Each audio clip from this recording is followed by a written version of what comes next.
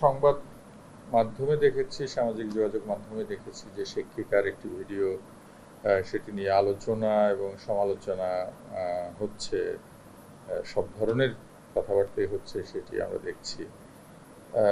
কিছুটা আমি বলবো যে হতাশাব্যঞ্জক, কারণ যেভাবে আসলে শুরুটা বোধহয় নেতিবাচক আলোচনা এটাই হচ্ছিল যে একজন শিক্ষিকা কেন এরকম একটা ভিডিও আপলোড করবেন। কিন্তু আমরা একটা শিক্ষার মানুষ হিসেবে আমরা মনে করি যে শিক্ষক তিনি একজন রক্ত মাংসের মানুষ। আমরা তো ইট কাঠ পাথরের মানুষ চাই না, মানবিক মানুষ চাই। তার ব্যক্তিগত জীবন থাকবে, সোশ্যাল মিডিয়ায় জীবন থাকবে, সেটিই স্বাভাবিক। এবং আমি নিজেও ভিডিওটি দেখেছি। আমি আমার মতে এটি একটি চমৎকার ভিডিও।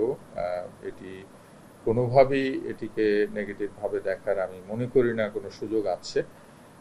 তো সে কারণে যে সমালোচনাগুলো হয়েছে আমি মনে করি এগুলো ভিত্তিহীন। মুশকিলটা হলো যে আমাদের দেশে এখন নানা বিষয়েই খুব সহজেই নানান কিছু ভাইরাল হচ্ছে, আলোচনা হচ্ছে, সমালোচনা হচ্ছে।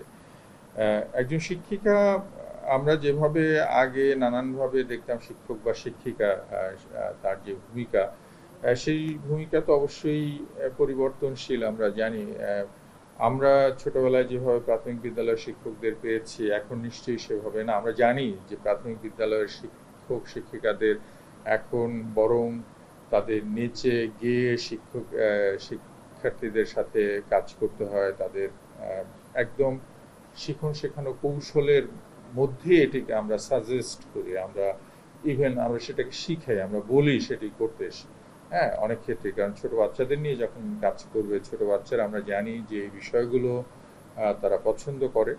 এবং আমরা সবসময় এমন কিছুই লালন করতে চাই যেটি আসলে শিক্ষার্থীকে মানসিকভাবে ভালো মানসিকতার মানুষ হিসেবে তৈরি করবে। সব কিছুতে যদি আমরা ধর্মীয় বা সামাজিক বিধি বাধকতা সেটি যদি আমরা দেখতে যাই তাহলে মুশকিল।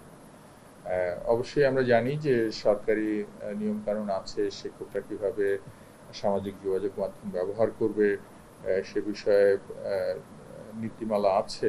কিন্তু আমার কাছে কোনোভাবেই মনে হয়নি এই শিক্ষক, যিনি প্রধান শিক্ষক, তিনি আসলে কোনোভাবে নীতি পরিপন্থী কোনো কাজ করেছেন।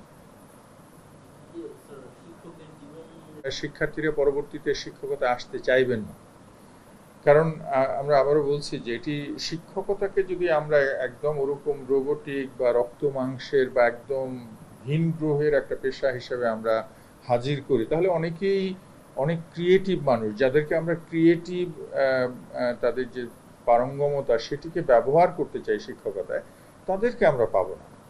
হ্যাঁ, শিক্ষকতা কিন্তু কোনোভাবেই শুধু আমার বইয়ে অর্জিত যে জ্ঞান বা বইয়ে লেখা জ্ঞান, সেই জ্ঞানকে ট্রান্সমিট করা নয়। ইভেন সেই জ্ঞানকেও ট্রান্সমিট করতে হলে আজকাল নানান কলা কৌশলের মধ্য দিয়ে আসলে শেখাতে হয়। আমরা জানি যে এখন শিক্ষার্থীরাও এখন সামাজিক যোগাযোগ মাধ্যম থেকে শিখছে, ইউটিউব থেকে শিখছে, এবং শেখাটা কেবলই বই পড়ে নয়। ঠিক আছে? তো আমরা চাই শিক্ষকরা ক্রিয়েটিভ হোক। তো ক্রিয়েটিভ মানুষগুলো তাহলে আসবে না যদি আমরা শিক্ষকতাকে একদম সেই রেস্ট্রিক্টেড করে ফেলি, নানানভাবে আটকে দিই।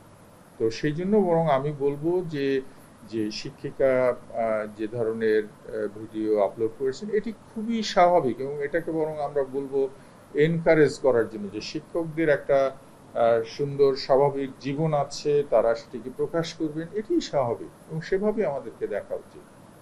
দেখুন, আমি আবারও বলছি যে একসময় শিক্ষককে মহান মানুষ একদম সেভাবে দেখা হতো, সেটি ভালো কিছু বয়ে আনে না।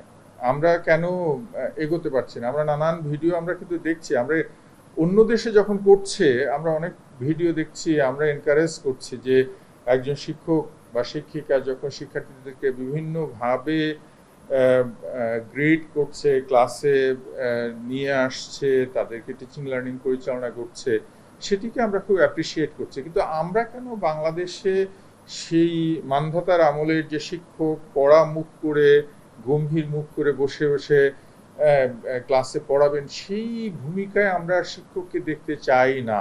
আমরা যারা শিক্ষকদের শিক্ষা নিয়ে প্রশিক্ষণ নিয়ে কাজ করছি, তারাও কিন্তু আমরা এখন শিক্ষকদের ওই খোলস থেকে বের হয়ে তাদেরকে স্বাভাবিক মানুষের মতো আচরণ করতে বলছি, তাদেরকে ক্রিয়েটিভ মানুষ হিসেবে নিজেকে প্রকাশ করতে বলছি, শিক্ষার্থীদেরকে আগ্রহী করে তোলার জন্য চেষ্টা করছি। আপনারা জানেন যে এখন আমরা বলছি যে নতুন আগামী বছরের কারিকুলামে এটি আসবে যে সংস্কৃতি নামে আলাদা একটি বই হবে। আমাদের সঙ্গীত রয়েছে, হ্যাঁ, সংস্কৃতির মধ্যে নৃত্যকলা আসবে। তো এগুলো কারা শেখাবে? এবং এটিকে আমরা যদি শিক্ষকদেরকে ওরকম একদম রোবোটিক মানুষ হিসেবেই চাই, তাহলে এগুলো কারা শেখাবে, তাই না? তো আমরা একদিক দিয়ে চাচ্ছি যে আমাদের পরবর্তী প্রজন্ম তারা সংস্কৃতি মনস্ক হোক, তাদের চর্চায় সংস্কৃতি থাকুক, হ্যাঁ, সঙ্গীত থাকুক, নৃত্যকলা থাকুক, আর্ট থাকুক। আবার যদি আমরা শিক্ষকদেরকে কনফাইন করে ফেলি একটা নির্দিষ্ট বাউন্ডারির মধ্যে, যে তাদেরকে নির্দিষ্ট পোশাক নির্দিষ্ট ভাবে মেপে মেপে কথা বলতে হবে, তাহলে এটি তো আসলে আমাদের বিপরীত কথা বলা হলো। এখন এই শিক্ষিকা যা করেছেন গোপনে কিছু করেননি। শিক্ষিকার একটি ভিডিও আপলোড করেছেন, সেটি এখনো পাবলিকলি অ্যাভেলেবল। হ্যাঁ, এটি এখন যদি তার বিরুদ্ধে একটা তদন্ত কমিটির কথা বলা হয়, এটি খুবই একটা খারাপ দৃষ্টান্ত হয়ে থাকবে।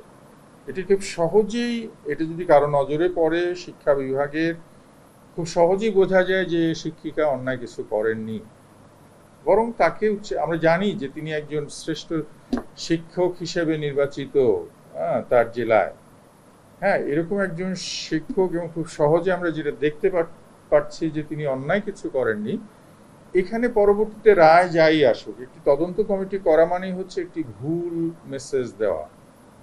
আমরা আসলে ভুল দিকে যাচ্ছি। এটি আমি মনে করি যদি এই ধরনের কথা হয়েও থাকে, এটি এখনই বন্ধ করা উচিত।